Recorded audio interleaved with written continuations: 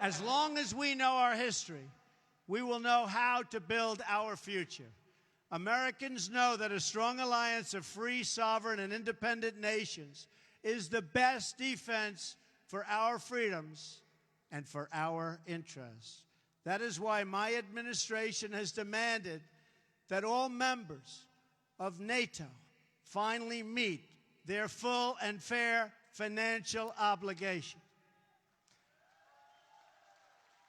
As a result of this insistence, billions of dollars more have begun to pour into NATO. In fact, people are shocked, but billions and billions of dollars more coming in from countries that, in my opinion, would not have been paying so quickly.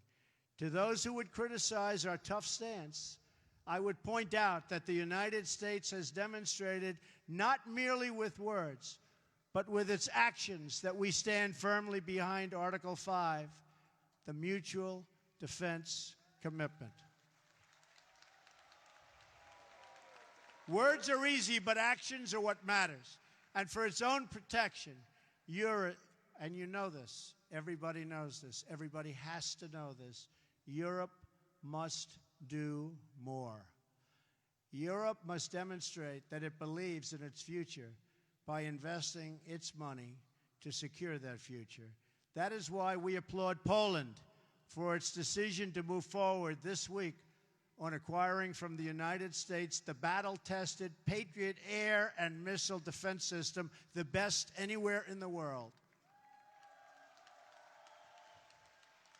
That is also why we salute the Polish people for being one of the NATO countries that has actually achieved the benchmark for investment in our common defense.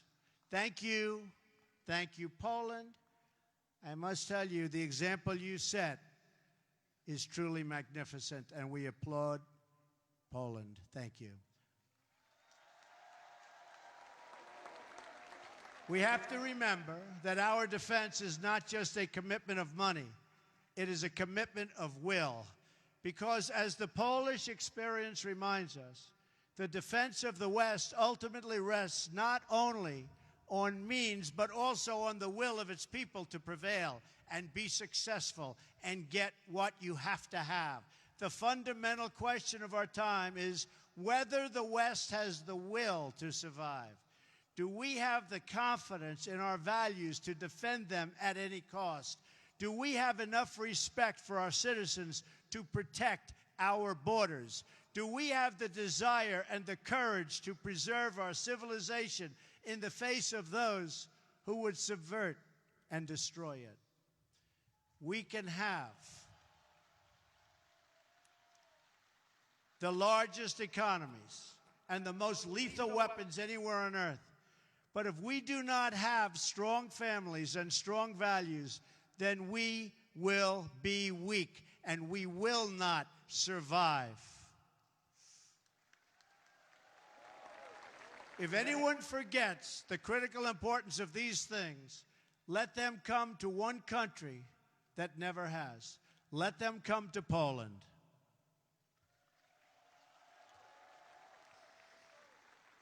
And let them come here to Warsaw and learn the story of the Warsaw Uprising. When they do, they should learn about Jerusalem Avenue. In August of 1944, Jerusalem Avenue was one of the main roads running east and west through this city, just as it is today. Control of that road was crucially important to both sides in the battle for Warsaw. The German military wanted it as their most direct route to move troops and to form a very strong front. And for the Polish Home Army, the ability to pass north and south across that street was critical to keep the center of the city and the uprising itself from being split apart and destroyed. Every night, the Poles put up sandbags amid machine gun fire, and it was horrendous fire, to protect a narrow passage across Jerusalem Avenue. Every day, the enemy forces knocked them down again and again and again. Then the Poles dug a trench. Finally, they built a barricade. And the brave Polish fighters began to flow across Jerusalem Avenue. That narrow passageway, just a few feet wide, was the fragile link that kept the uprising alive. Between its walls, a constant stream of citizens and freedom fighters made their perilous sprints. They ran across that street. They ran through that street. They ran under that street, all to defend the city. The far side was several yards away, recalled one young Polish woman named Greta. That mortality and that life was so important to her.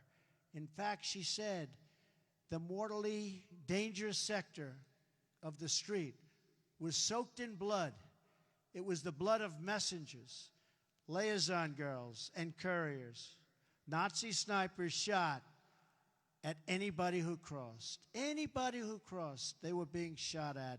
Their soldiers burned every building on the street, and they used the Poles as human shields for their tanks in their effort to capture Jerusalem Avenue. The enemy never ceased its relentless assault on that small outpost of civilization. And the Poles never ceased its defense. The Jerusalem Avenue passage required constant protection, repair, and reinforcement. But the will of its defenders did not waver, even in the face of death. And to the last days of the uprising, the fragile crossing never, ever failed. It was never, ever forgotten. It was kept open by the Polish people.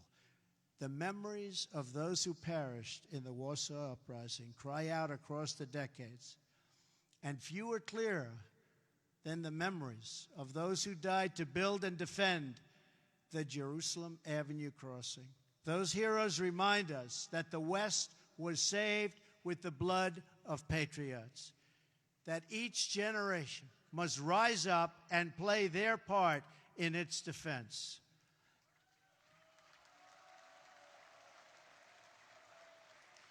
And that every foot of ground and every last inch of civilization is worth defending with your life.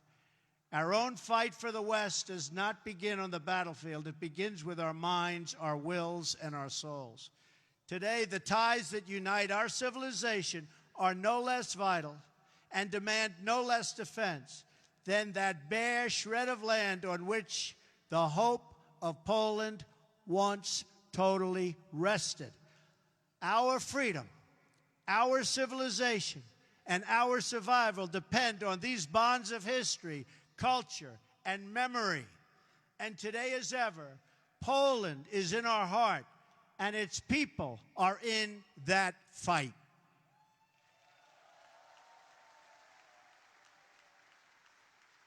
Just as Poland could not be broken, I declare today for the world to hear that the West will never, ever be broken.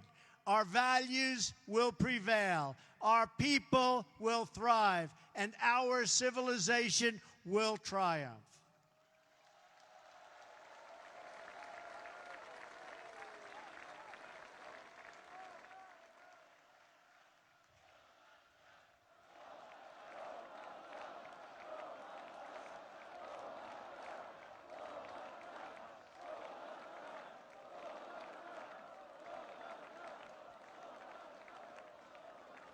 Thank you. So together, let us all fight like the Poles, for family, for freedom, for country, and for God. Thank you. God bless you. God bless the Polish people. God bless our allies. And God bless the United States of America. Thank you. God bless you. Thank you very much.